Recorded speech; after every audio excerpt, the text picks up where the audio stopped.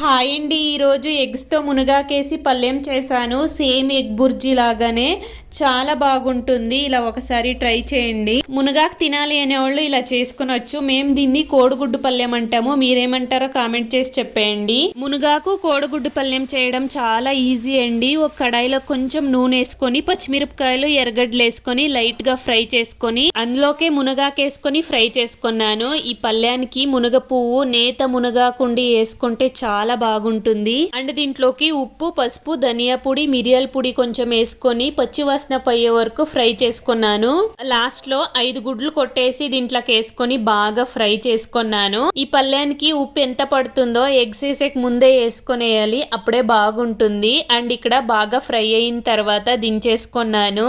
Taste అయితే చాలా బాగుంది. శ్రవణ్కి ఇలా ఫస్ట్ టైం చేసి పెట్టాను. తనకు చాలా బాగా నచ్చింది. మీకు కూడా నచ్చితే తప్పకుండా లైక్ చేయండి.